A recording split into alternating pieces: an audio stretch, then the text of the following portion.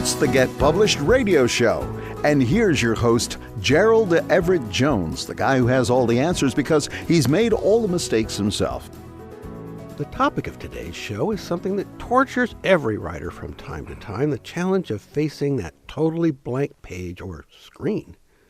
Our guest after the break will be motivational speaker and humorist Tim Gard, who has some tips and tricks of his own for generating new material. But in this first segment, we'll have the kick of a pilot-on free-for-all with my wonderfully opinionated co-hosts, Cheyenne, Cockrell, and Tom Page. So what do you do when you find yourself drooling mindlessly with no clue how to start? The first thing I like to do personally is change my environment. So if I'm sitting at my desk at home and I'm just stuck, I go outside, go to the library, see if a change of scenery will inspire anything. Or if you're in solitary, you want to break out, right? Yes. Yeah.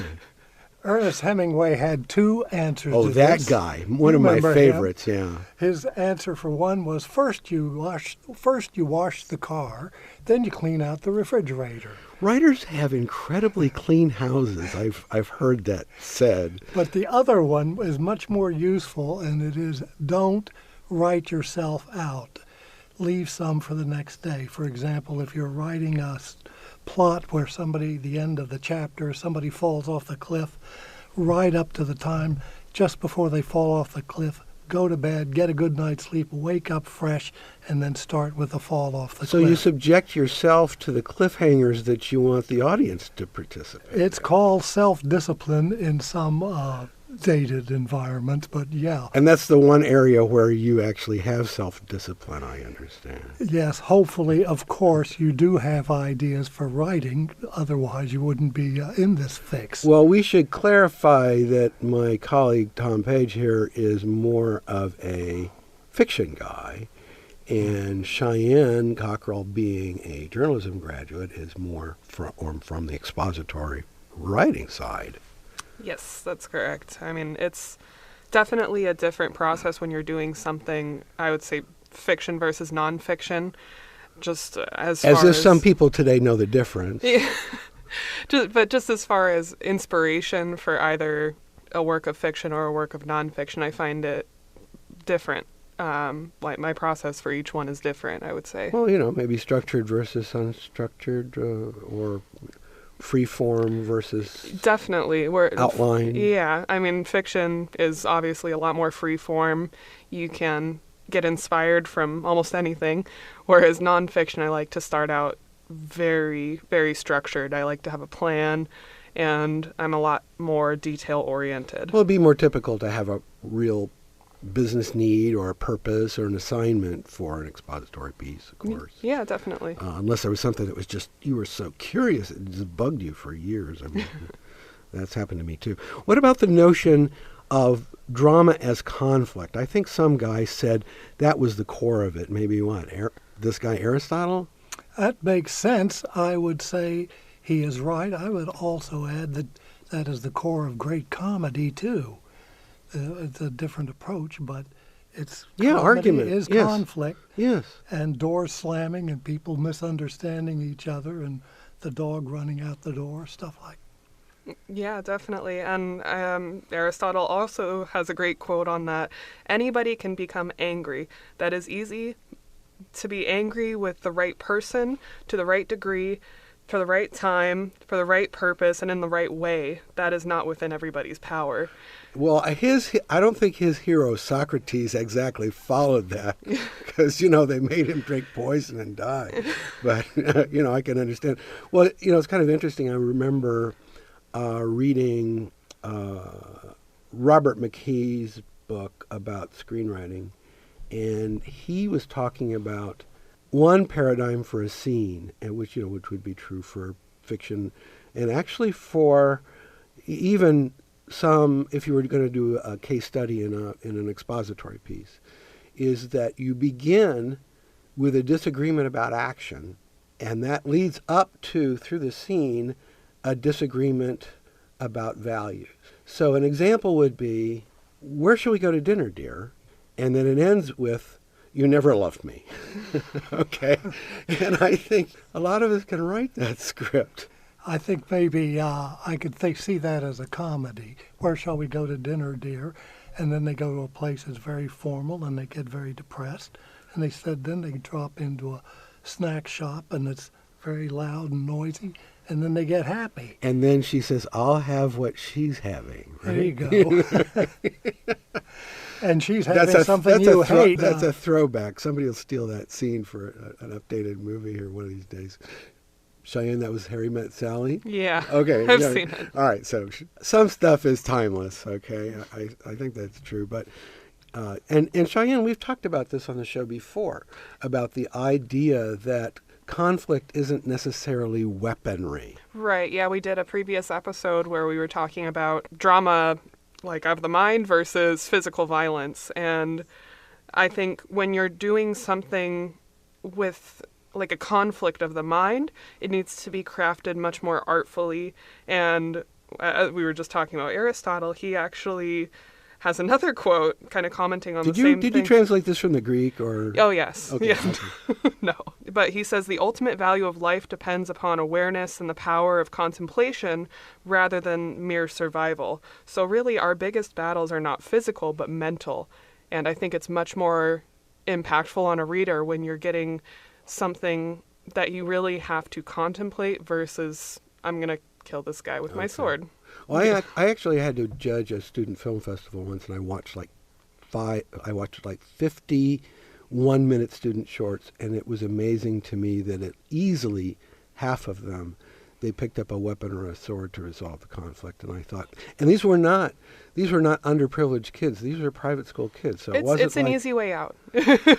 and it's in the culture, and I think to the extent that we think beyond that, create an opportunity for people to understand the value of debate, or you could argue either side? I would think if you're doing comedy, it's many, many conflicts, many, many arguments, always resolved with one resolution at the very end that takes care of all of them. The engine of that satisfying, yeah, okay, or a huge laugh. The applause line, the exit laugh. Well, you guys, I don't know. I thought maybe you would disagree with me more, but I think we got to the core of this.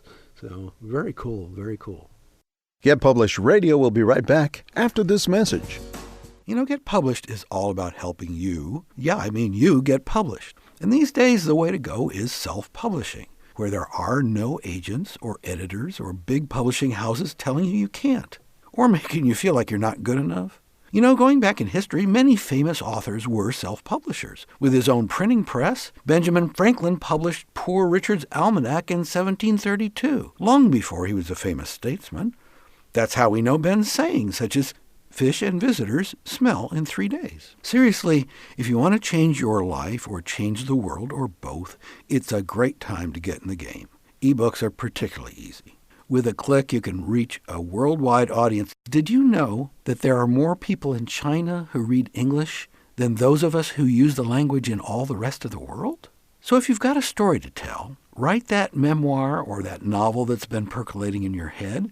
And if you're an established professional, or if you have a job you dislike or no job at all, give us that business or technical or even political book that establishes you as an expert who deserves serious attention. Yes, it's easy to get published, but understand you'll need help if you want professional results. Editors and copy editors help you clean up your prose. Book designers make the product eye-catching. And publicists help you be heard above all that social media noise. We have those support resources on our website, getpublishedradio.com. And there we've also got a request for services form, where you can get personal attention for whatever might be keeping you from getting it done. That's why we say getpublishedradio.com is your doorway to unlimited self-expression. Hey, it's all about the First Amendment. Use it or lose it. Welcome back as Gerald talks with motivational speaker and humorist Tim Gard. I heard him give a motivational speech, and I was motivated to put him on the show. Tim, you're a smash hit keynote speaker, and I have to say you slay audiences as a stand-up comedian. You want to tell us which came first? Sure. I've never really done stand-up comedy. I opted instead to concentrate on my speaking business. Most companies want to hire professional speakers who are funny, and we don't really. I don't really think. I mean, there's places for stand-up comics, but I've been funny my whole life. That they could be funny. That I think things began to open up. Doors opened up for me. Well, indeed. Now, I heard you say that you write every morning.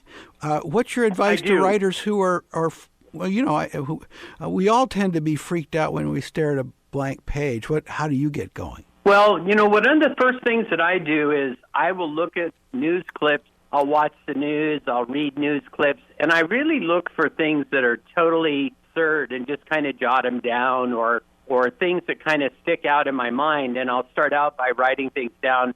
The other day, I read an article said that if you write negative thoughts down and throw them away, then you'll feel better. And the joke I wrote is that if you write your negative thoughts down and throw them away, you'll feel better. And the punchline was, I feel better, but I really miss my iPad. Okay. And do you think that there's I think a lot of it is the discipline of first writing anything down. I mean, it's literally getting up in the morning and writing, knowing that it's going to happen and there's no way I'm going to talk my way out of it. Well, do you think that there's an engine of comedy, that there's some attitude or approach that you know will probably generate wacky stuff? Humor is the combining of ideas that aren't normally associated with one another. That's it. That's at the heart of it. And so I'm a voracious reader in addition to writing, and it seems like the more I read and the more current I become, then it helps spark ideas for me to read all kinds of different things. I mean, I just don't read about speaking or writing. I have all kinds of different input. Like I read Dean Koontz, and he had written a phrase in one of his books that the water was as clear as a baby's conscience. And it was a moment when I realized that reading that was a great phrase. But if I were to say it out loud, it wouldn't work. And so really educational moment just in recreational reading too. Well, I was telling a producer, you know, I had this script that had been around town more times than a troubled aircraft. That's all right, though. There you go. See, you inspired me. Yeah. Now, I went to your website and I saw that you have some books for sale. You know, one of the mantras of the show is that your book is your calling card. How would you react to that statement? I think it's your best calling card. It's your best credential. You would know more about the statistics than I do, but getting a book and having a book is an instant credential for anybody. One of my books, Just Plain Funny, spelled Plane, is a collection of airline stories that has done really well, sharing them with flight attendants or having them read the stories and then deciding which ones they found funny or not. But basically, the books that are on there, either the compilation books I've been involved with or my own projects, have been the result of writing stories, keeping track of them, and then putting them together. And I think most people have a whole bunch of stories they're working on. They just don't finish one. In the talk that I heard you give, yes, it seemed to be very travel-oriented. And, of course, here we are at a professional conference where everybody's just got jet lag from wherever. And I know that they could all identify with that material. One of the things that struck me was it seemed like the thread through that comedy was dealing with frustration. Yes, that's correct. It's a metaphor for almost any frustrating thing. I mean, when we travel, we give up control. And so when people find out that I've flown 2 million miles just on United Airlines, then how do you deal with that when people travel they don't travel very much and they can hardly deal with it? And so what it is, it's literally, I think in my audiences, people want a shortcut to something in an hour, or a black belt, if you will, in something in an hour. And my job is to take the culmination of all of my experience, travel and everything, and try to give people shortcut ideas that's going to help with their learning curves. Also, I think it's what struck me had to do with attitude. And I know that, again, as part of your motivational theme, you were trying to pump everybody up. You know, it's right after breakfast and everybody's head's clearing and it's, what they call shave time in the business world. You really wanted to get everybody to a higher place, to a higher level of energy. Sometimes we say, Get Published Radio, it's the show where wannabes should want to be. When I want to be, I want to get up in the morning. I want to be more, and it's all about always learning and and I think really, here's the thing, not being afraid to make a mistake. No, I'm very much agreement with that. Darren LaCroix, a speaker, Toastmaster speaker, says that done is better than perfect. I think that for our grammarians in the audience, they probably may not agree with that. But yes, we have editors who sponsor the show, so.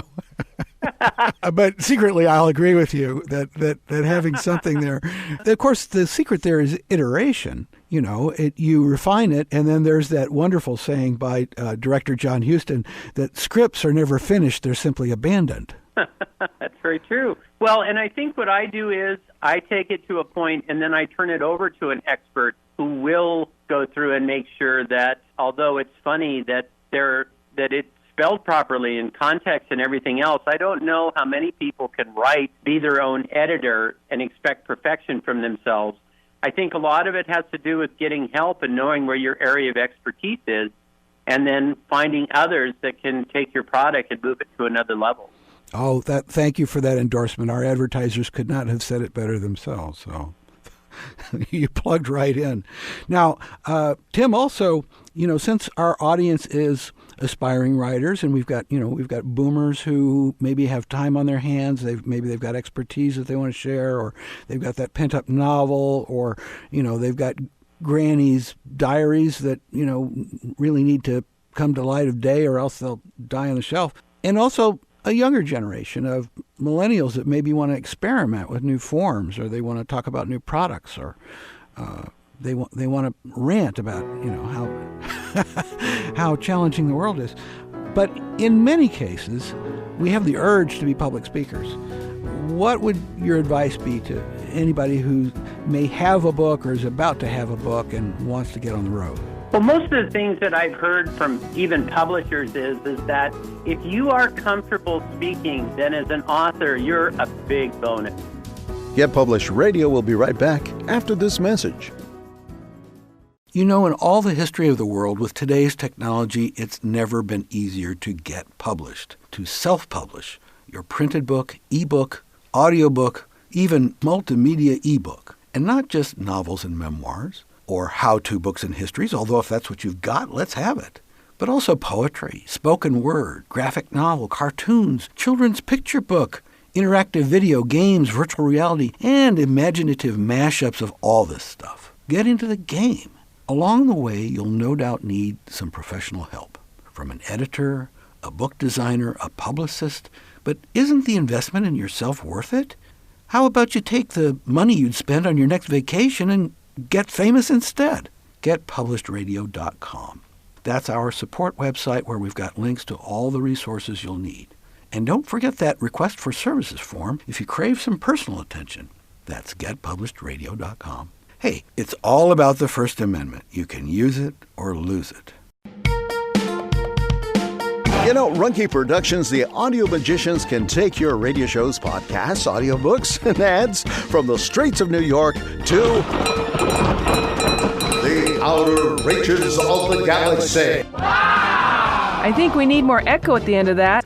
Look, visit us at runkeeproductions.com. I still think we need more cowbell. Welcome back to Get Published Radio. Let's rejoin Gerald and his guest, Tim Gard. There are a lot of authors that are great writers that are not good speakers, but I think could probably learn to be better, just as like any other craft. My suggestion would first be is that if you're comfortable in front of the room, or more comfortable in front of the room than you are sitting in the room, then you should be doing public speaking. And the way that you get better is to do more of it, to surround yourself with other experts. National Speakers Association is who I belong to, and literally learn more about the craft and cut your own learning curves. If you're scared to death and being in front of the room, then you're part of the majority, then you can work on that. But the biggest thing is stick with what you feel comfortable with. Don't let a fear of public speaking stop you from writing. Well, Tim, this has been a kick. How can our listeners get in touch with you? My website is timgard.com, TIMGARD.com, and my email is just as narcissistic as it sounds. It's Tim at timgard.com. I'm always happy to meet new people and happy to come up with any sort of a suggestion that I can. And I think that it's really important that they hear that speakers speak and writers write, and they're not mutually exclusive. We can do them both. That is an inspiring note from Tim Gard. Thank you, Tim. Good to talk to you. Thanks for having me. All smile and laugh in the same language, right? And what happens is it draws us together. Who wants boring training? Nobody. But when you laugh, you feel good. And what occurs within you is you want more of it. And what I'm going to talk about today is to show you ways that you can use humor as a business skill so that you can communicate faster, you can have more fun when you're doing it. And he said, Mr. Gard, you made me laugh. I'm going to upgrade you to first class for free. So I go down through security. There are 9 lanes at either side of DIA. Only 2 of them are ever open at any given time. I have a 50-50 chance of getting behind somebody with a gallon of gasoline or a brick in their backpack. And I don't get selected for secondary screening. Got to enjoy the journey, people, all right?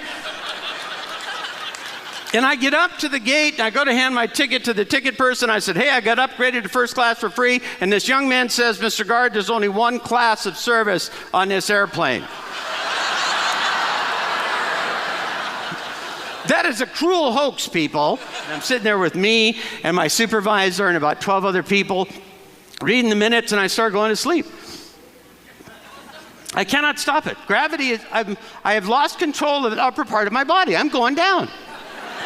And I don't know what to do. And I know if I fall asleep, I'm going to get in trouble. I've got to figure out a way to get out of this terrible mess. And all I had to work with was a pen and a piece of paper in front of me. And I thought to myself, what would MacGyver do? You know, how can I MacGyver my way out of this? You know, and is that my pen?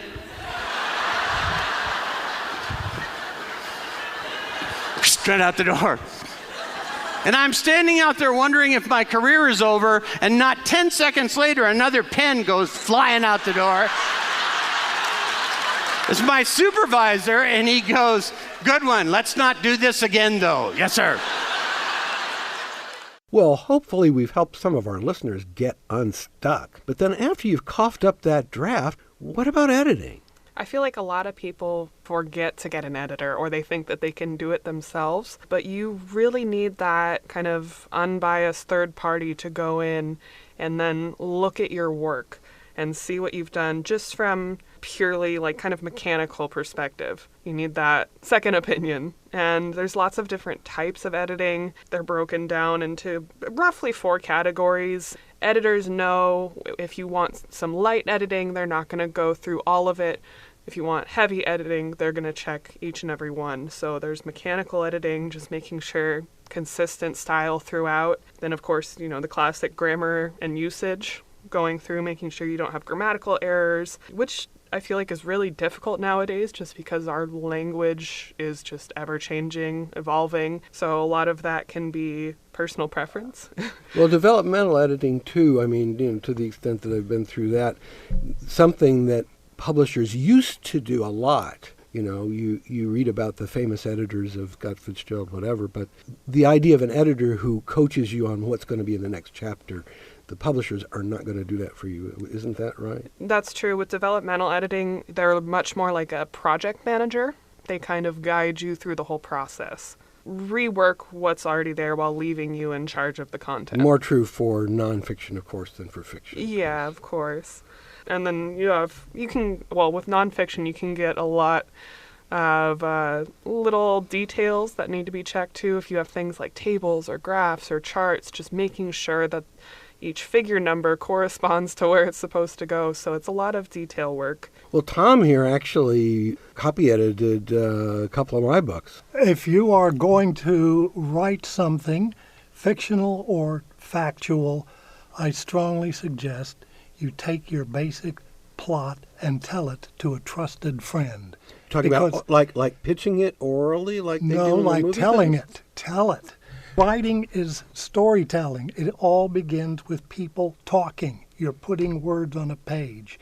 If it's stuff that's factual, your main challenge is going to be staying on subject. So if you're in solitary confinement, you do it to the mirror, maybe. Exactly. But that's how you find out real flaws. Say, if it's a story, somebody will ask, well, why does this person do that? And then you realize there's a flaw. Fix it. Get it down in a way that somebody has responded to it. So I strongly suggest that. But you did copy edit as well. I mean, you were finding grammatical copy mistakes. Edit, grammatical stuff. With the stuff that I have done, very few people manage to get off the subject, especially if they're writing stuff that's factual or stuff that's historical and maybe controversial. Go for the stuff that's interesting. Well, in Cheyenne, they drill into your head in journalism school, either like the AP manual of style or like the Chicago manual. I know they're different. Yeah, we follow AP, and it's very strict. You need to abide by this, but like I said, it's so hard to stick to like a predetermined style nowadays, just because we are continuously getting new terms. And if you don't know what choice to make, at least be consistent. Exactly. As long as you're consistent throughout, people can respect that, or I guess. they won't catch it. And that's our show. Get Published is all about self-publishing and self-expression, and that getting published and the ease of getting published these days is really all about exercising the First Amendment in this free society of ours. What we need these days are more ideas. Even though we're deluged with information, we need more good ideas. And we need debate about those ideas. Book-length debate, not just snippets that are posted on social media, not just selfies and cute pictures of your pets, the things that you really think. And remember, because in self-publishing there are no gatekeepers out there, that is the good news and that is the bad news. So hire some good help. Perhaps you found that here. You may find it on the website, whatever you're looking for, whether it's an editor or a book designer or somebody help you promote. But hire good help, get good advice, and by all means, please get published. The Get Published radio show with Gerald Everett Jones is produced by Runkey Productions. Our producer is Lori Marple, and your announcer is Bill Navarro. Music by Jason Shaw. You'll find links to support services on our website, getpublishеdradio.com. So whether you're an author, a publisher, or a self-promoter, get help at getpublishedradio.com. And thanks for listening.